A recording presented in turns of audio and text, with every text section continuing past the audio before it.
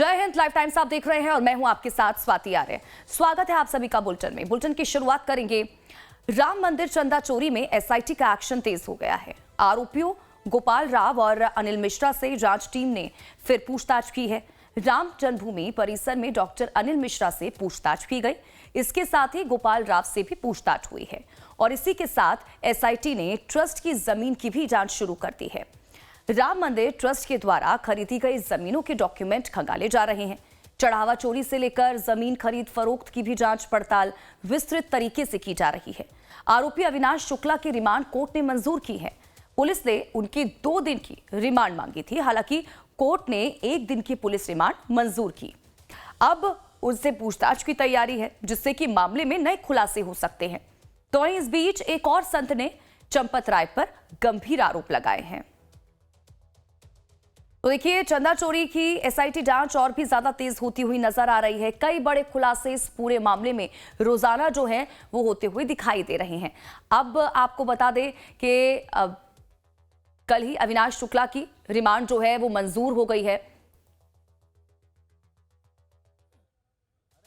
और वहीं देखिए, राम मंदिर चंदा चोरी केस में एक्शन लगातार तेज होता हुआ नजर आ रहा है। ट्रस्ट की खरीदी जमीनों की भी अब एसआईटी जो है वो जांच करेगी। जमीन खरीद से जुड़े दस्तावेज टीम जो है वो खंगाल रही है।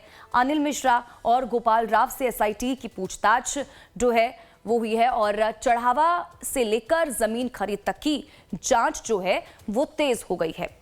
तो जैसे जैसे खुलासे हो रहे हैं, जैसे जैसे पूछताछ में जानकारियां मिल रही हैं, उसके बेसिस पर एसआईटी जो है वो आगे की जांच पड़ताल करती हुई नजर आ रही है। अब जिन आरोपियों की गिरफ्तारी इसमें हुई थी, उनसे इस मनी ट्रेल के बारे में तमाम जानकारियां जिस तरह से सामने निकल कर आई, उसके बाद लगातार जो छानबीन है वो आगे बढ़ती हुई नजर आ रही है। दूसरी तरफ चंपत राय से लेकर तमाम वो बड़े चेहरे ट्रस्ट से जुड़े, उन सब से भी एक एक करके पूछताछ की जा रही है।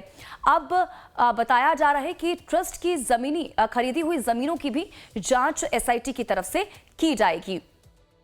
तो बड़ी खबर इस वक्त ही आपके टीवी स्क्रीन पर। अनिल मिश्रा और गोपाल राव से भी पूछताछ लगातार की जा रही है। चंपत राय से भी पूछताछ की गई और कहा जा रहा है कि इन लोगों से एक बार फिर से पूछताछ की जा सकती है, क्योंकि कई ऐसे सवाल हैं जिनके जवाब अभी तक नहीं मिले हैं ठीक से टीम को।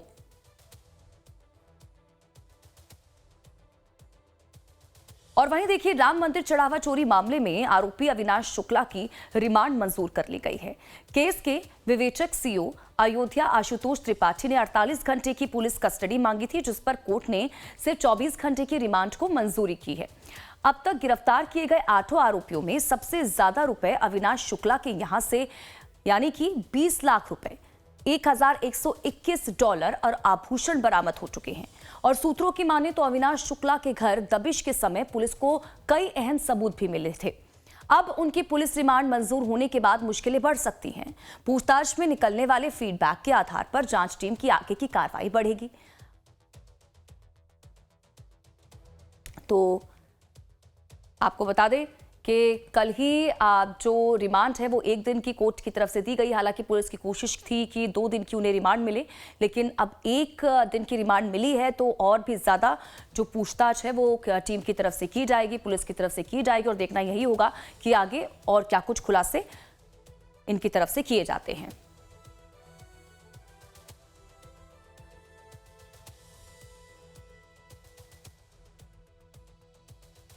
और वहीं रामलला के चरणों में जो दान चढ़ाया गया, भक्तों ने जो पाई पाई अपनी आस्था से दिया, उस दान पर पड़े डाके ने पूरे देश को सन्न कर दिया है। इस मामले में हर दिन बड़े खुलासे हो रहे हैं और राजनीति भी हाई हो रही है।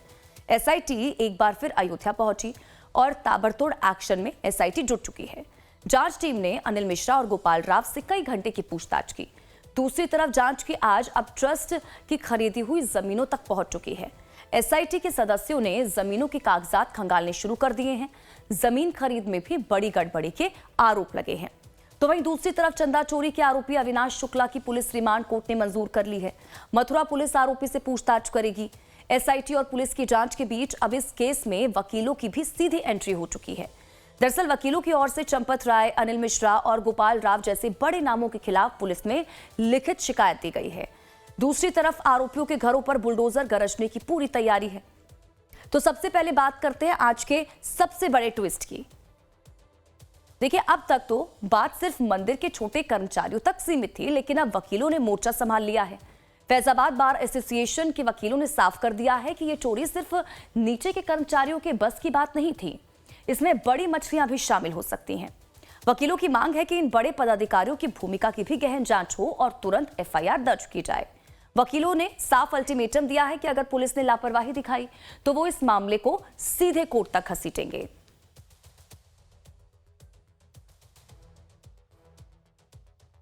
पुलिस कह रही कार्यवाही करेंगे, कार्यवाही का पूरा भरोसा दिया। उसमें चंपत राय जी हैं, अनिल मिश्रा जी, गोपाल राव, कृष्णदेव। और वहीं देखिए, इधर वकीलों का गुस्सा 7वें आसमान पर है तो उधर पुलिस और एसआईटी की टीमें सीधे राम मंदिर परिसर के अंदर पहुंची। पुलिस की टीमें राम मंदिर के उन कमरों और लॉकरों की जांच करने पहुंची जहां दान पात्र रखे जाते थे। सीसीटीवी फुटेज खंगाले जा रहे हैं और खातों का फॉरेंसिक ऑडिट हो रहा है। शुरुआती जांच में यह घोटाला करीब 200 करोड़ रुपए तक का बताया जा रहा है। गिरफ्तार किए गए आरोपी अविनाश शुक्ला ने पूछताछ में जो कबूला है वो हैरान करने वाला है। आरोपी दान पात्रों से नोटों की गड्डियां गायब करते थे और उन्हें पहले मंदिर के ही वॉशरूम्स में छिपा देते थे और फिर बाद में मौका पाकर इस कैश को मंदिर परिसर से बाहर तस्करी करके ले जाया जाता था। अयोध्या राम मंदिर दान चोरी मामले में अब नौकरी के बदले रिश्वत का एक नया और गंभीर एंगल भी जुड़ चुका है। राम मंदिर परिसर में हुई करीब 125 नियुक्तियों में नौकरी के बदले मोटी रिश्वत लेने का आरोप है। जिन कर्मचारियों को रिश्वत देकर रखा गया था उन्हीं से मंदिर के कैश की गिनती करवाई जा रही थी। पुलिस को शक है कि इसी मिलीभगत से करोड़ों की चोरी हुई होगी। इस रैकेट के सामने आने के बाद पिछले 5 सालों में हुई सभी आउटसोर्सिंग भर्तियों और वित्तीय लेन देन का पूरा रिकॉर्ड भी अब खंगाला जा रहा है। मंदिर कैंपस में नियुक्तियों को लेकर अनिल मिश्रा पर बड़े सवाल उठ रहे हैं और जानकारी ये दे रहे हैं अयोध्या से हमारे संवाददाता राजीव ओझा। अयोध्या के राम मंदिर में चढ़ावा चोरी विवाद में ट्रस्ट के महासचिव चंपत राय के बाद सबसे ज़्यादा डॉक्टर अनिल मिश्रा का नाम सुर्खियों में है। डॉक्टर अनिल मिश्रा राजकीय होम्योपैथी चिकित्सक थे और पूरे सेवा काल के दौरान संघ की गतिविधियों में सक्रिय रहे। अंतिम तौर पर वो संघ में प्रांत कार्यवाह जैसी बड़ी भूमिका में थे और जब अयोध्या में राम मंदिर का निर्माण हुआ तो संघ की पैरवी से ही वह ट्रस्ट में सदस्य के रूप में शामिल किए गए। अयोध्या का स्थानीय नागरिक होने के नाते उनकी भूमिका लगातार बढ़ती गई और चंपत राय की तरह ही वह भी संघ में और ट्रस्ट में लगातार सक्रिय बने रहे, यानी उनकी भूमिका प्रभावी होती गई। अब जब चंदा चोरी का प्रकरण सामने आया है, जांच हुई है, 8 लोग गिरफ्तार हुए हैं, 80 लाख रुपए से अधिक की रकम नकदी बरामद हुई है, तो इन दोनों की भूमिका पर सवाल खड़े हो रहे हैं। तो देखिए, जहां विपक्ष चढ़ावा चोरी को लेकर सरकार पर हमलावर है तो सरकार आरोपियों के खिलाफ कड़ा एक्शन लेने जा रही है। योगी सरकार इस मामले में जीरो टॉलरेंस की नीति पर चल रही है।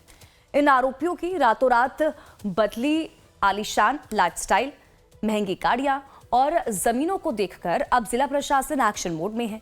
अयोध्या प्रशासन ने इन सभी आरोपियों की अवैध संपत्तियों की लिस्ट तैयार करना शुरू कर दिया है और माना जा रहा है कि बहुत जल्द इन आरोपियों के घर और अवैध ठिकानों पर योगी सरकार का बुलडोजर गरजने वाला है। लवकुश मिश्रा को तो अयोध्या विकास प्राधिकरण की तरफ से नोटिस भी दिया गया कि जो उसने घर बनवाए हैं उसकी डिटेल 7 दिनों के अंदर वो दे। योगी सरकार साफ मैसेज देना चाहती है कि रामलला के दरबार में चोरी करने वालों को समाज में सिर उठाकर जीने का हक नहीं मिलेगा। तो वहीं पूरे मामले के पीछे की जो टाइमिंग है उसने उत्तर प्रदेश की राजनीति में बारूद भर दिया है। एक तरफ सरकार जहां दोषियों पर कड़ा एक्शन ले रही है तो वहीं विपक्ष इसे सीधे उत्तर प्रदेश के 2027 विधानसभा चुनाव का सबसे बड़ा मुद्दा बनाने की तैयारी में जुट गया है।